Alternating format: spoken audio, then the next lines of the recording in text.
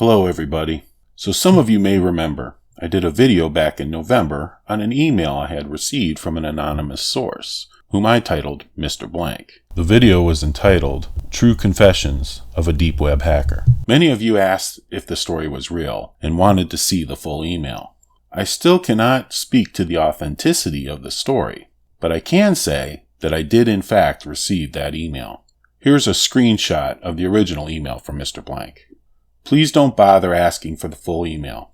There are specific reasons why I have not given it out, not the least of which helps me identify the real Mr. Blank from the many fake ones that I've gotten emails from regularly.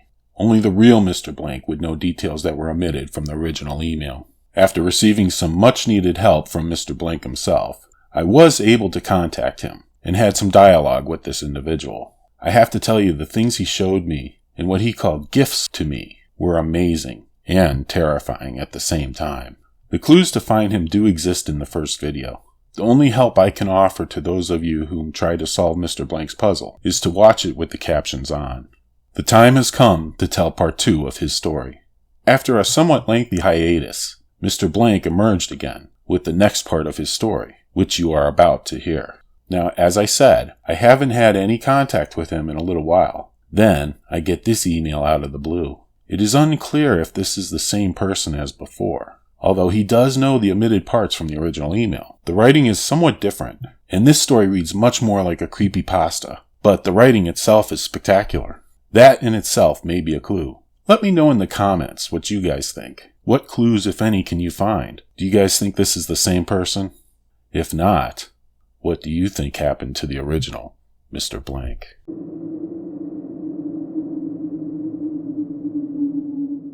Hello, Midnight Fears. I am back. A lot has happened since we last spoke. Within the last 6 months, since you posted the first Confessions of a Deep Web Hacker video, an array of new encryption bills are making their way through Congress. And now other developed countries are following the American machines, pressing the need to know everything about you. I can't believe I'm saying this, but the era of individuality and personal privacy will soon be dead. And so will people like me. Maybe not physically, but we will be lost in the new metaphysical parameters that are now being social engineered by the government, media, the television shows and movies that you watch through fear.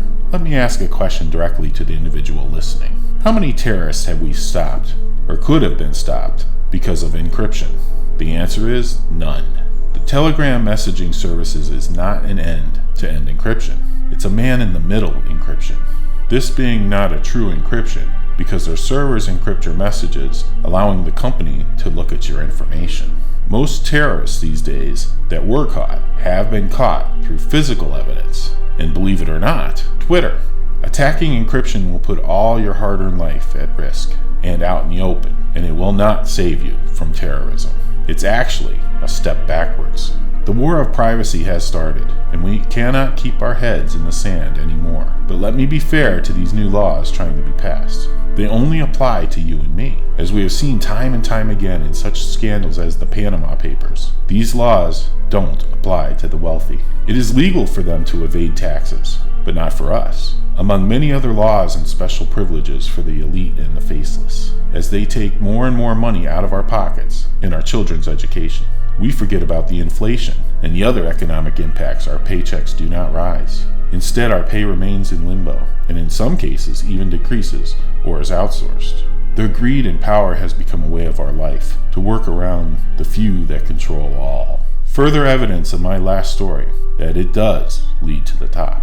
Our own self-preservation is being mutilated, one bit at a time, until the dawn of darkness. Now, I do not condone that you hack, and you will not learn to hack within my writings. I do this on purpose.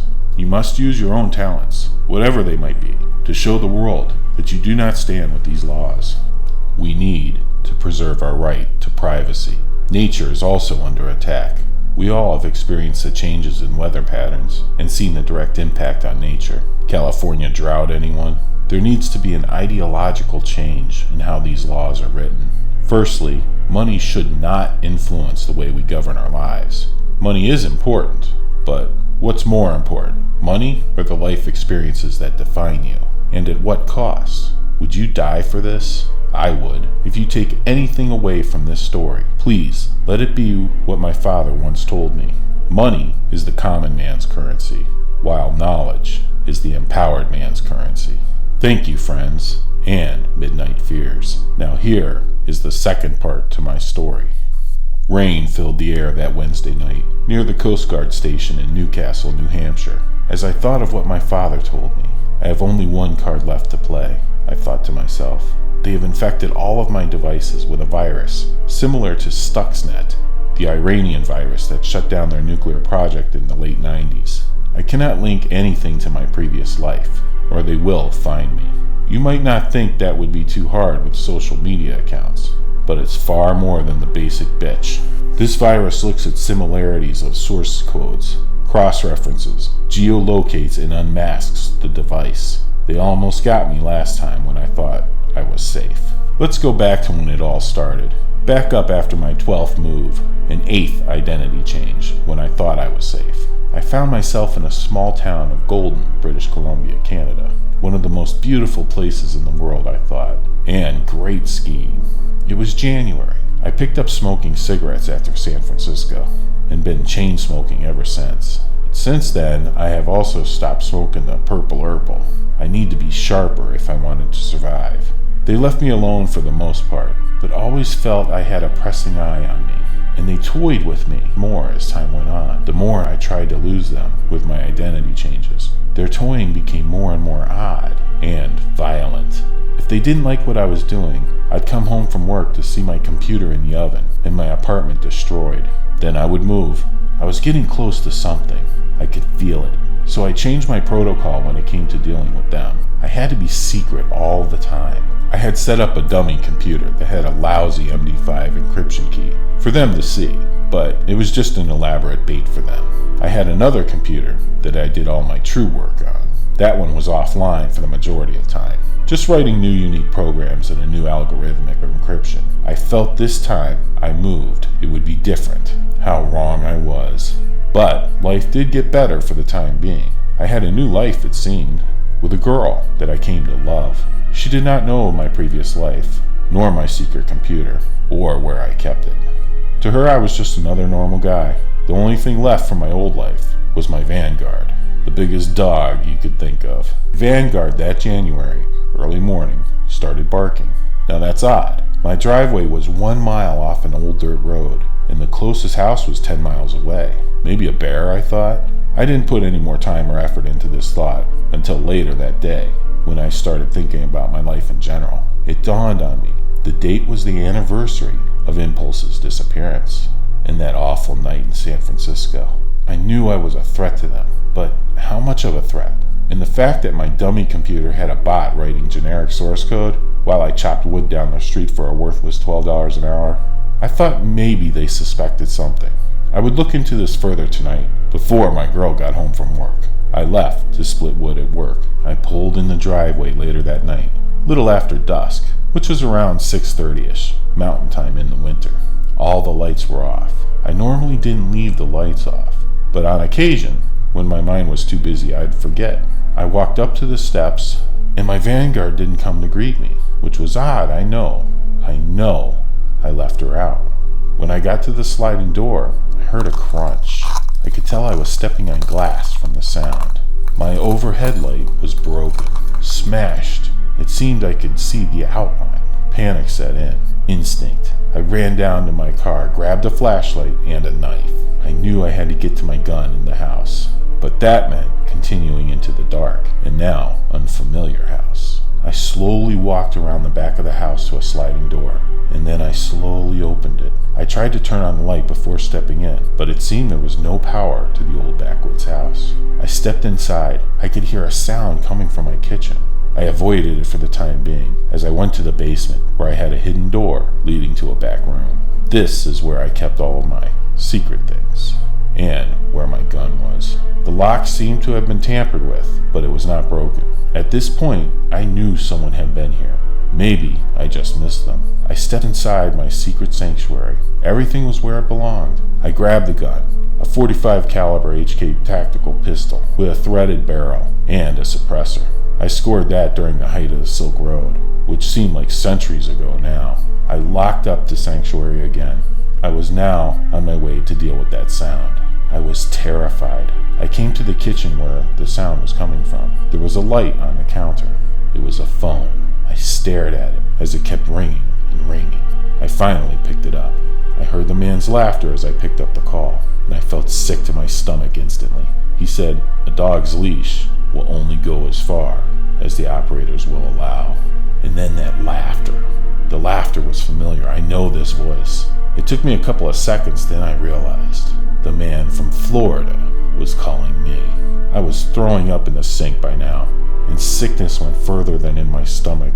It was now increasingly taking over my entire body. As I slowly looked up between throwing up, my eyes caught headlights in the driveway. The laughter was still coming from the phone with this weird static. I felt something, not sickness now, but anger sweeping across my body. Now this was different for me. I am not an angry person. I can honestly say I've never felt true animosity in my life, but I did now. I had enough. I grabbed the phone and my gun slide, leaving the knife on the counter, and opened the slider of my front door. And that's when the high beams of the car turned on. My biggest loss was hanging in front of me, my Vanguard. She had been torn open and hung from a tree. The laughter I could hear in the phone grew louder. The car sped away. I cut her down, threw away the unfamiliar phone that was left for me, and brought her to my family room. And there, I sobbed. I found myself just staring at my phone. A few moments later, something didn't seem right. The glare of my phone lit the room up just slightly. The light seemed so surreal in this moment of my loss. My mind wandered. Then I noticed something in the fireplace glass in front of me. I saw my outline in the semi-dark fireplace glass, but I also saw another outline of a large man standing behind the couch that I was sitting on. I just froze. When you were a kid, did you ever pull the sheets over your head at night, hoping whatever in your room just went away, but then your mind just made it worse as true terror set in? I hadn't felt this feeling in so long. It was definitely a man. He was tall, in a suit, and the creepiest thing, it seemed that he had a pillowcase over his head. I sat for a second frozen, and I gave in to fear, and calmness came over me. I leaned forward, struck up a cigarette, knowing he was just staring at the back of my head. He allowed me to sit in silence for a moment, and then I heard him say, "Drop the gun." I did. Then the figure came out from the shadows, and he sat across from me after picking up my gun from the table. He was still within an arm's reach. "Throw your phone by the fireplace," the voice commanded, and I did that as well. Nothing was going through my mind, no matter how hard I tried, but hopelessness did not come. But instead, my anger grew every time I looked at my Vanguard. He went to open his mouth. That's when the anger took control, and I flicked the cigarette in his face, and I swung as hard as I could. Maybe it was the wood chopping, but I hit him with so much force that he flew backwards off of his chair. I knew he underestimated me, thinking I was that scrawny nerd from San Francisco. I got on top of him and I just beat him unconscious. Blood flowed out of his wounds like the Hoover Dam. He fought it for a second. Then, a motionless body just laid before me. He was still breathing. I spent the rest of the night sobbing, with my Vanguard held tight in my arms. The morning came fast, and I soon heard the birds chirping. My girl never came home, I just realized. But it didn't matter at this point. I had to move again without her. I searched the motionless body that was still breathing lightly, and found a spray can, smaller than normal. I went to my room to pack. My clothing was scattered around. I picked up a shirt. It kind of smelled funny. I realized all of my clothing did. My mind finally kicked in. The spray can was a dispersal method for isotopes. I've only read about this. I've never heard of it being used. That's how they've tracked me. I realized, paranoia, maybe, but I will not make any more mistakes. Then I stripped the motionless body and I put on the suit. I knew this might be the only thing in the house that was probably clean. I tied the man up to a tree out in the back of the house. Then curiosity came over me. I knew they were good, but how good? I went to the sanctuary in the basement. I have cameras, and I started to go through the footage. Most just went dead with nothing useful on them, but one camera was not found. I had a wildlife camera outside on a tree, out in the back, mainly for the bears, but it doesn't stay on unless motion is picked up by the sensors. What I saw made the anger inside of me build more and more. My girl, slaughtering my vanguard, a person that she and I trusted. I stared at the wall for hours, realizing they had the power to take everything away. Then I snapped out of it when the door slammed upstairs. I calmly put on the pillow mask and walked up the stairs. It was my girlfriend. "Is it done?" she asked as we stared in the blood in the living room. I just nodded. She looked away and a laugh poured out of her face. And then I slowly took off the pillowcase. When she turned back around, her face went white. I then grabbed her by the hair and I dragged her to the tree out back. I cut the back of her knees open so she couldn't run away. She pleaded and lied. She had nothing to do with it, she screamed. I wasn't listening to her. I was too busy chaining her to the tree. I started to walk away when I turned around and walked back, and I said to her, "Light comes and goes, and so will your life." She asked, "Are you going to kill me?" I didn't respond, but I walked to the old shed on the property. I grabbed a can of female wolf pheromones, calmly walked back, and said, "No, I am not a monster like you. I will let my vanguard's brothers and sisters have their revenge tonight." I poured all the pheromones on her and the motionless, unconscious body. I walked away repeating the word, "Tick-tock, they will be hungry tonight." She yelled, "They know you'll never give up, and you will end up like Impulse, an experiment." All I could do was spit on her, and I went in the house. I checked my router. There was a strange device in it, and I grabbed it out. Then I went to my dummy computer and put the strange device in the USB. The computer froze for a second, then it acted normal. It was supposed to be offline, but what was ever on the USB was sending data packets. I could disable the Wi-Fi or turn off the computer. I ran to my main computer. Same thing. Shit, I thought. I back up everything, so I grabbed what was necessary, an external hard drive and some of my girlfriend's credentials, and I left. I drove straight to Calgary that night, and I checked into a 4 Points hotel, never looking back. That's when I connected back to the deep web, for the first time since San Francisco. I traffic all of my info through the Tor node for anonymity, as always. The clear web was too risky. I first went to my girlfriend's so-called work website. Startling enough, it was a real company, with real employees. So with a few tricks and maybe some XSS commands, I found an exploit, granting me admin login credentials. I searched the PHP database for all employees. Nothing. She did not work for this company. I had nothing to go on. So I deleted the logs and the shadow files of my presence and changed the site's DNS to direct the traffic through a virtual network that I could monitor so I could see if anyone thought they could catch me there. It wasn't long. Another user instantly gained admin privileges. Red flag, and here was my chance. I allowed the user to look through the logs and the database, but what he didn't know was that I added a file. One thing about countering an enemy is to not interrupt him while he's making a mistake. I believe Napoleon said that. The file was a cryptovirus that could be read by the end user and would also send me information back through the network, though they did not have an IP address. After some time of thinking, I realized they must be on a dark fiber network. Dark fiber networks are closed-in networks, kind of like a corporation's facility, but spans across the globe, and they are off the grid, just like the deep web. My phone rang. I didn't know why I still had it. That was a mistake. Thought I was done with mistakes. I picked it up. A familiar voice was on the other end. I thought, no, it couldn't be. It sounded like Impulse, though his voice spattered out weakness and desperation. He said, "Don't speak. They've been torturing me for years, trying to figure out who you are." I didn't say anything to them, because honestly, I don't even know your name. They dropped me off last month at the airport near you. You should get rid of that phone. If I can find you, so can they. Can we meet? Talk to me through Proton Mail. Then he gave me his address, and the phone went dead. I left the hotel and I left the phone. I got a hold of him through the encrypted mail service. He wanted to meet in an open lot near the airport. I told him 9 p.m. when it's dark. I had to prepare. I parked in the parking garage adjacent from the open lot we agreed to meet at.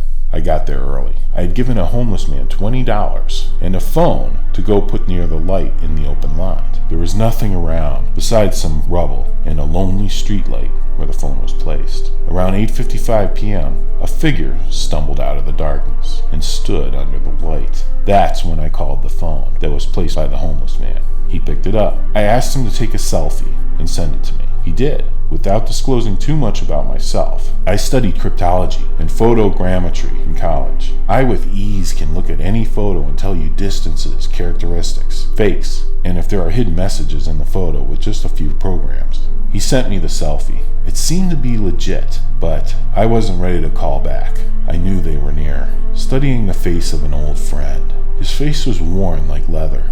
Some parts of his face looked dead and decaying. That is when I saw his jawline. It seemed like a surgical cut on the outside of his face. I snapped a picture on my new phone of the impulse down in the open lot, and I ran the image through a program to tell me heights and distances. According to the program, he stood 6'3". I had no images of impulse to compare, but I knew he was shorter than me, and I am not 6'3". I knew this was not impulse, so I drove away. Later that night, I called the phone back, and he picked it up, and he asked, "Where are you?" I said, "It doesn't matter. What do you want?" There was silence. Then, laughter. "Well, since you've asked, you're a threat to us. There are databases on the deep web that you should not have looked into. And your encryption, well, did not allow us to see everything that you saw. So we will get you sooner or later. Just come out and play." I asked, "Where's Impulse?" He was my only true friend, and I don't have many with my lifestyle. Only fake ones that I cannot be by myself around. He asked, "Do you like my face?" I took it from him. "Isn't it pretty?" Then his voice turned and laughter kicked in. I asked, "What is with you guys and this god-awful cackle? Did you guys never hit puberty or something?" He responded, "No, puberty? No. We are the faceless. We control everything. The nonsense laws, the economic hitmen, the banks, the countries, and you. We the faceless are your boss. We're your friends, mothers, fathers. We are all interconnected, and we've been trying to have absolute control ever since the Roman and English empires. We are the syndicate." That's when I had enough and I just hung up the phone. I will never forget my father in all of his wisdom. He was so much wiser than me. As I'm writing this now, I wait in the rain at the Coast Guard station in Newcastle, New Hampshire, thinking of my father's best life lesson. The man in the parking lot said they were all interconnected, and here lays my last card. My guess? No, it's not a guess. It has to be. They use the dark fiber networks to relay info, and since there is no way of me breaking into that, I must cut open the underwater cables that connect the networks of the world at the Coast Guard station and encrypt all of the dark fiber networks. Encryption has protected me this far, and now I shall use it as an offensive tool. Once I cut the tubing and expose the cables, I will encrypt every dark fiber network on the globe with my new algorithmic encryption, rendering them a motionless boat, and there's nothing they can do. They will be exposed because I am forcing them up from the dark into our ballpark. I have become more worn and less playful, though my true self still lingers here and there. I will continue to fight. Maybe, just maybe, you shall hear from me again. Or maybe my Twitter will become inactive. Twitter is all I have left connecting me with you. Find me. The future has so many paths. I just hope that I pick the right one. My path. Deepest love, no name.